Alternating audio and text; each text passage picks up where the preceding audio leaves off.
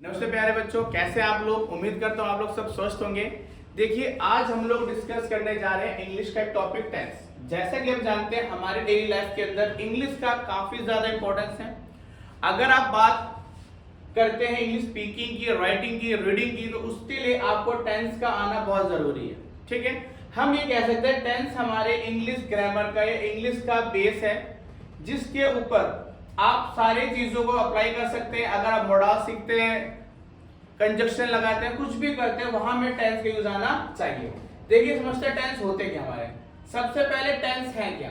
देखिए, टेंस को हिंदी में कहा जाता है काल। ठीक है,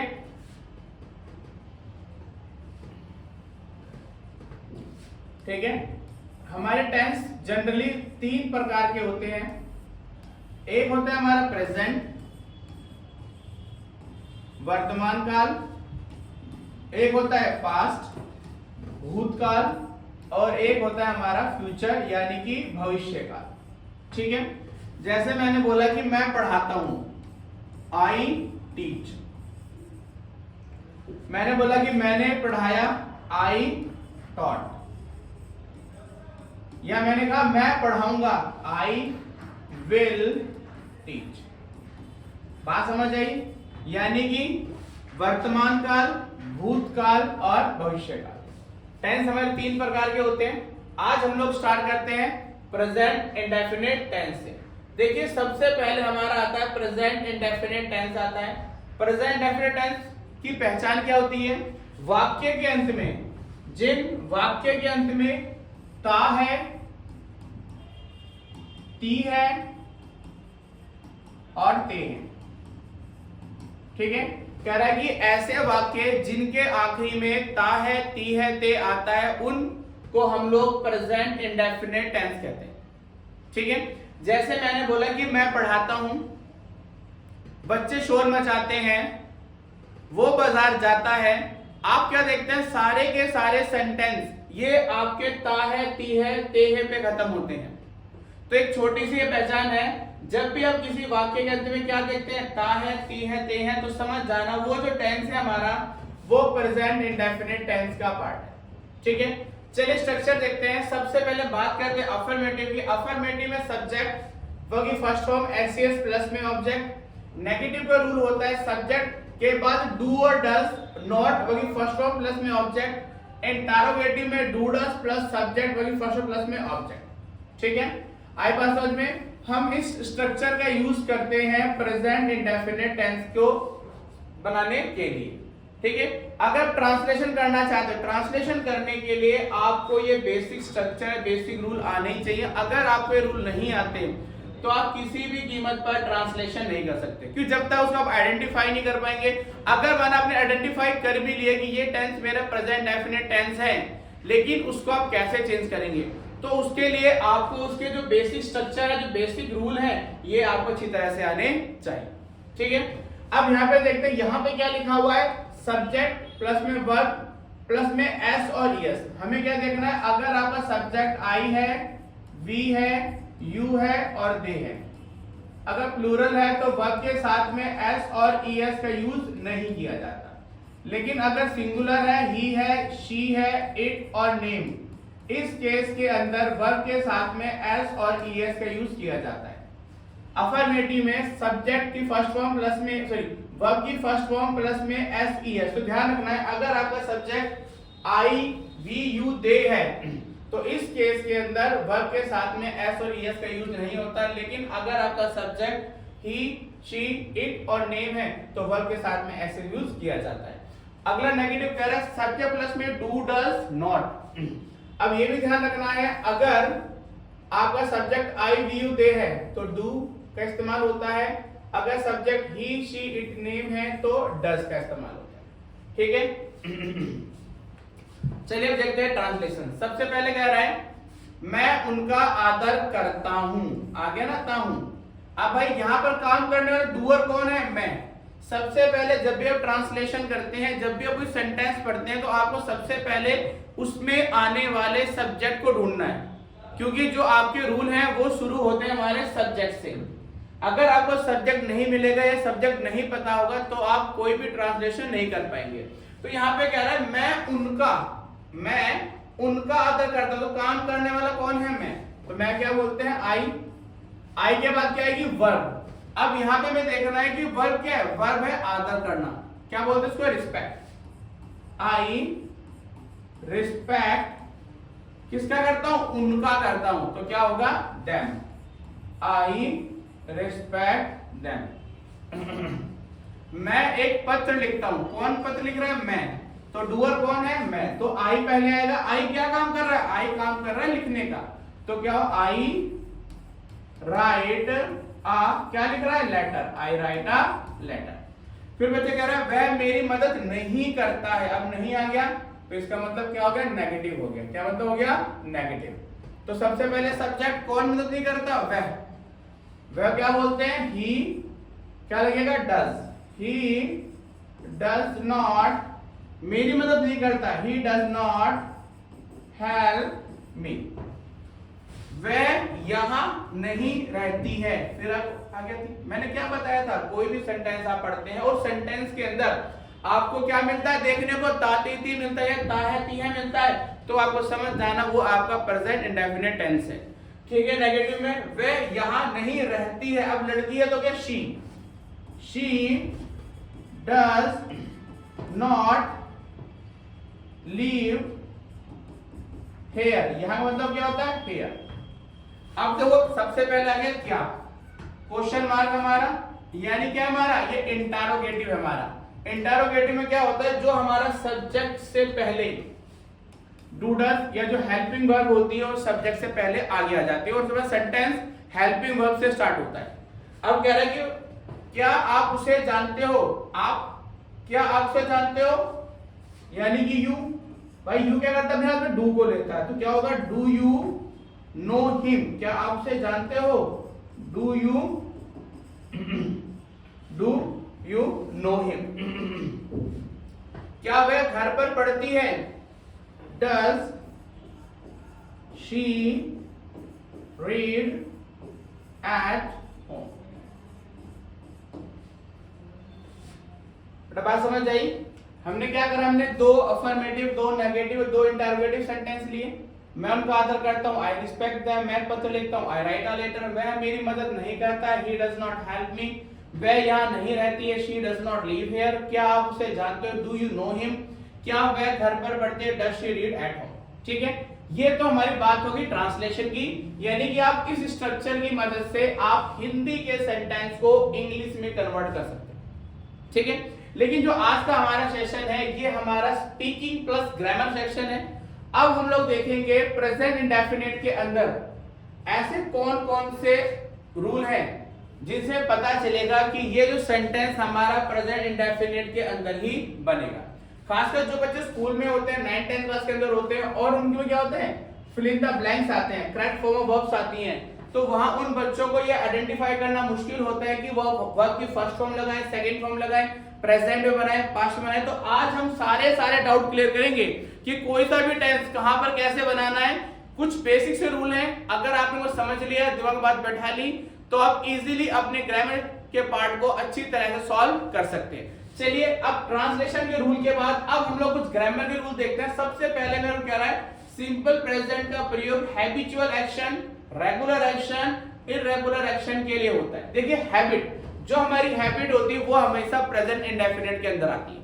ठीक है। ऐसे ये वर्ड है जिनसे आप आइडेंटिफाई कर सकते हो वो सेंटेंस हमारा जो हमारा ब्लैंक है उसके अंदर क्या आना चाहिए। ठीक है। Always, often, usually, occasionally, generally, frequently, habitually, continuously, sometimes, seldom, rarely, irregularly, never और डेली। अगर आपको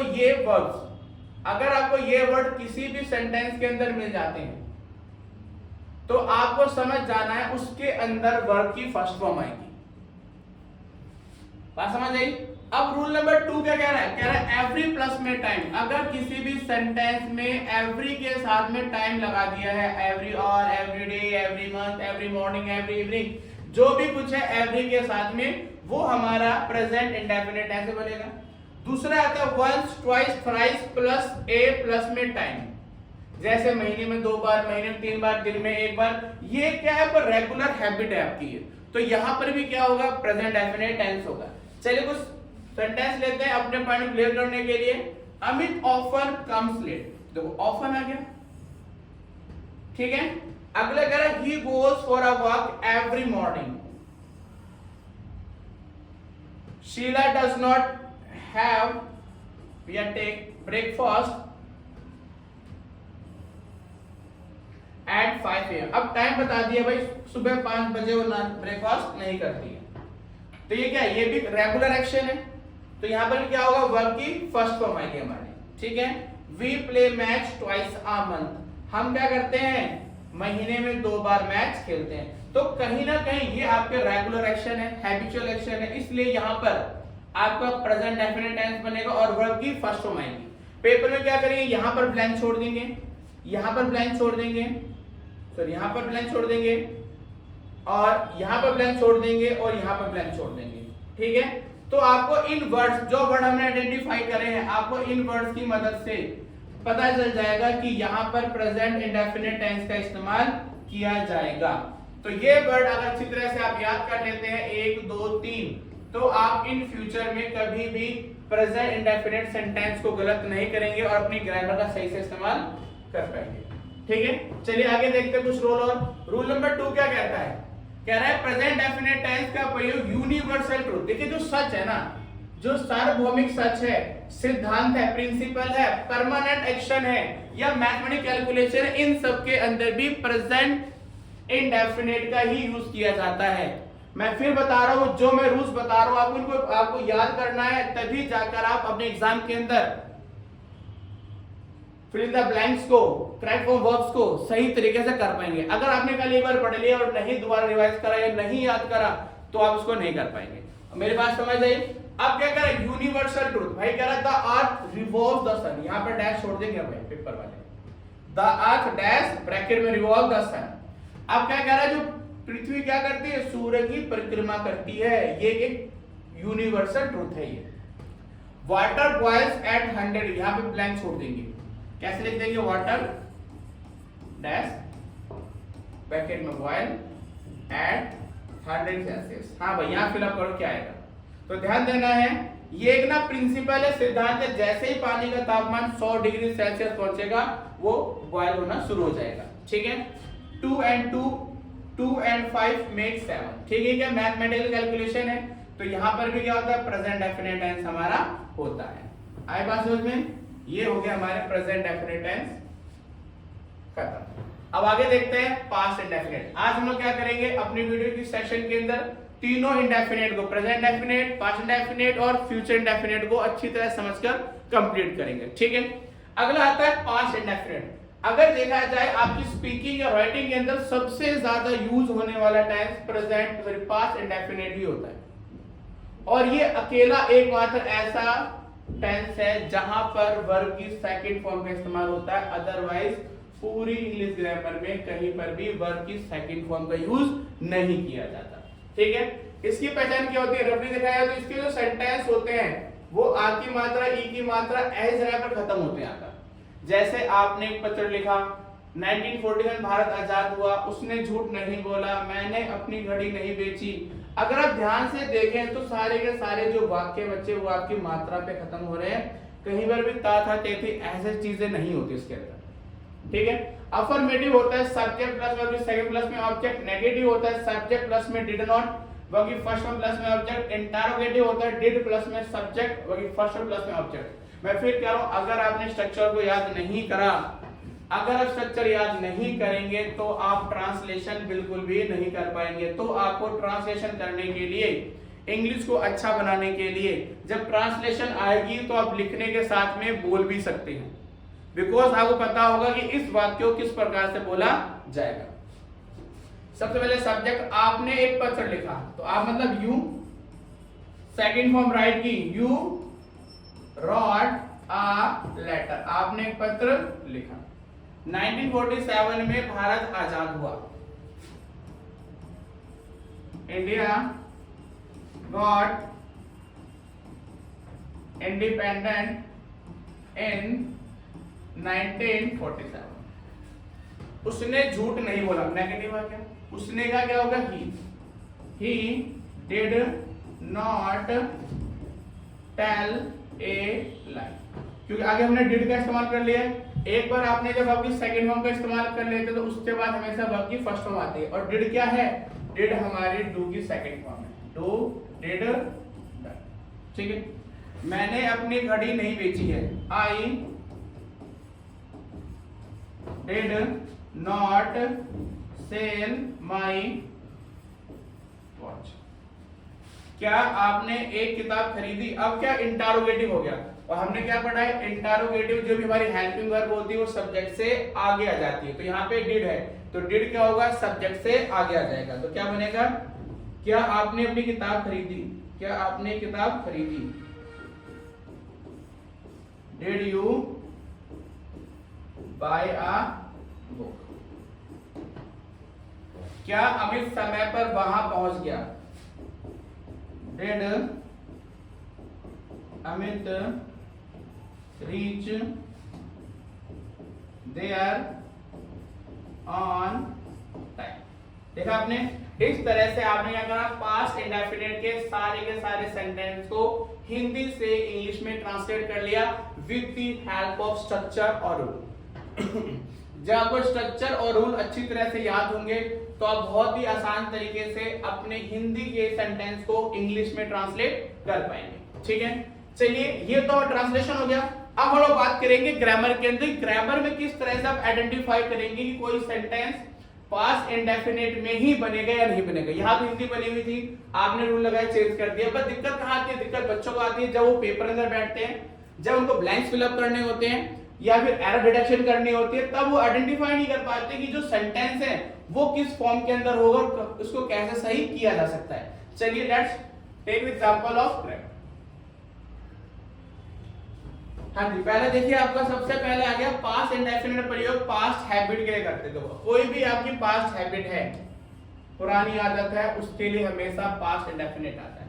Mohan always carried this bag, Mohan हमेशा क्या करता है, इस बैग को हमेशा, पास्ट हैबिट है, हमेशा इस बैग को अपने साथ कैरी करता है। In my childhood I went to school alone. देखो, इन माई चाइल्डहुड, मैं पढ़ा रहा हूँ, right now I am a teacher. मैंने क्या कह रहा हूँ, इन माई चाइल्डहुड, अपने बचपन में, जब मैं छोटा था, अपने बचपन में मैं स्कूल अकेले जाया करता था। तो क्या बनेगा, I went to school alone. फिर कह रहा है पास्ट हैबिट दर्शाने के लिए यूज टू या वुड का प्रयोग करते हैं। अगर आप अभी सेकंड फॉर्म का इस्तेमाल ना करें तो वहां पर आप यूज टू और वुड का यूज भी कर सकते हैं, ये दोनों हमारे सेम होते हैं, ठीक है। कह रहा I use to go to school on foot, भाई मैं जब स्कूल क्या करता, पैदल जाता था। आई वुड रिटर्न बाय बस, लेकिन मैं बस से वापस आया करता था। तो ये पास्ट हैबिट है, तो पास्ट हैबिट शो करने के लिए हम सेकंड फॉर्म का यूज भी करते हैं, नहीं तो उसके अलावा यूज टू या फिर वुड का इस्तेमाल भी हम लोग कर सकते हैं। अगला कह रहा है पास्ट डिनोटिंग वर्ड तथा पॉइंट ऑफ टाइम के साथ हमेशा पास्ट इंडेफिनिट आता है। जब भी कोई पुराना समय बताया गया हो, पुराना समय बताया गया हो या पुरानी कोई तारीख बताई गई हो, उनके साथ भी हमेशा वर्ब की सेकंड फॉर्म का यूज होता है, यानी पास्ट इंडेफिनिट आता है। जैसे कौन कौन से वर्ड है, यस्टरडे, द अदर डे, एगो, बैक, बिफोर, अर्ली। अगर ये वर्ड आपको सेंटेंस में कहीं दिख रहे हैं और वहां पे ब्लैंक दे रखा है, तो आपको समझ जाना है कि वहां पर आपकी V2 का यूज किया जाएगा। चलिए एग्जांपल देखते हैं इसके भी। एक रूल और है, क्या कह रहा है, अगर लास्ट के साथ में टाइम दिया गया है, अगला रूल क्या कह रहा है, अगर लास्ट के साथ में टाइम दिया गया है तो लास्ट वाले केस के अंदर भी आपको पास्ट इंडेफिनिट का यूज करना है, ठीक है। चलिए एग्जांपल लेते हैं। कह रहा है कि I received your letter yesterday, तो आगे ना, अब जब बीते हुए कल के बारे में बात कर रहे हैं तो क्या हो गया, पास्ट इंडेफिनिट हो गया। इंडिया वॉन मैच इन 1992, भाई पुराना समय आ गया, तो आपकी सेकंड फॉर्म कि भारत ने 1992 में मैच जीता। Babur invaded India 500 year ago, यानी 500 साल पहले बाबर ने क्या करा था, इंडिया पर आक्रमण करा था। तो यस्टरडे, एगो, अर्ली, बिफोर, कोई भी पुराना टाइम वो हमेशा पास्ट इंडेफिनिट बनेगा, ठीक है। अगर कोई लास्ट के साथ में डे है, टाइम है, डेट है, मंथ है, तो वहां पर भी क्या होगा, आपका पास्ट इंडेफिनिट आएगा। अगला क्या करें next, it is time, it is a high time, it is a better time के साथ में जब भी सेंटेंस होगा तो हमेशा सेंटेंस आपका पास्ट इंडेफिनिट के रूप में ही बनेगा। कह रहा है it is a high time you studied hard, आ गया ना, it is a high time दे दिया, तो ध्यान रखना इसके बाद हमेशा V2 का यूज करेंगे आप, ठीक है।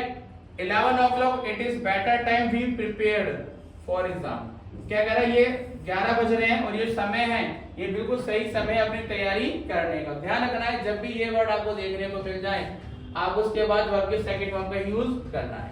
लेकिन एक बात ध्यान रखने की यहाँ पर और है, it is a time, it is a high time के बाद अगर टू लगा दे, बात समझ रहे मेरी, अगर सिंपल कह रहे इट इज अ टाइम कह रहा है तो आप वर्ब की सेकंड फॉर्म लगाएंगे, लेकिन उसने अगर क्या कह दिया it is a high time के बाद लगा दिया टू, बात समझना, यहाँ पे क्या करा है it is a high time के बाद सीधा सब्जेक्ट था हमारा, तो मैंने क्या करा इस सब्जेक्ट के बाद वर्ब की सेकंड फॉर्म लगा दी। यहाँ पे कह रहा है it is a high time plus में टू वर्ब की फर्स्ट फॉर्म, ध्यान रखना है अगर उसने टू लिख के दे दिया तो टू के बाद कभी सेकंड फॉर्म नहीं आती, यहाँ पर वर्ब की फर्स्ट फॉर्म का यूज किया जाएगा, it is a time to play, यानी ये समय क्या है खेलने का। ध्यान रखना है अगर टू है तो वर्ब की फर्स्ट फॉर्म, अगर टू नहीं है तो वर्ब की सेकंड फॉर्म। क्लियर? चलिए नेक्स्ट देखते हैं फ्यूचर डेफिनेट। सबसे आसान पहचान पता ही होगी आपको, गा गे गी, वाक्य के अंत में क्या आता है, गा है गी है गे,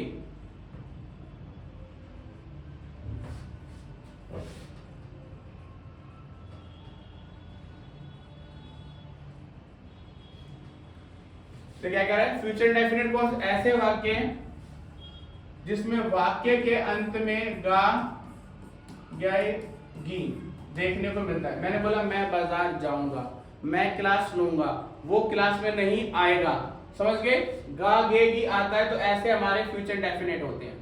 रूल क्या होता है, अफर्मेटिव सब्जेक्ट प्लस में विल होगी फर्स्ट फॉर्म प्लस में ऑब्जेक्ट, नेगेटिव सब्जेक्ट प्लस में विल नॉट होगी फर्स्ट फॉर्म प्लस में ऑब्जेक्ट, इंटरोगेटिव विल प्लस में सब्जेक्ट होगी फर्स्ट फॉर्म प्लस में ऑब्जेक्ट, ठीक है। मैं एक टिकट खरीदूंगा, आ गया ना, मैं कौन है डूअर, मैं आई, मैं क्या कर रहा हूं, I will buy a ticket, वह डॉक्टर बन जाएगा, he will become a doctor, वह मुझे तंग नहीं करेगा, नेगेटिव हो गया,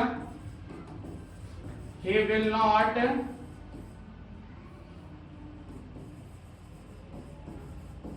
tease me, वह कपड़े, वह मुझे धोएगा, वह कपड़े धोएगा, गलती से अफर्मेटिव आ गया, नेगेटिव बनना चाहिए, वह कपड़े नहीं धोएगा, he will not wash the clothes, क्या तुम मेरा इंतजार करोगे, अब जो क्या हो गया इंटरोगेटिव, तो हैप्पी वर्ब क्या मेरी विल सब्जेक्ट से आगे, will you wait for me, will you wait for me, क्या वह कार चलाएगा,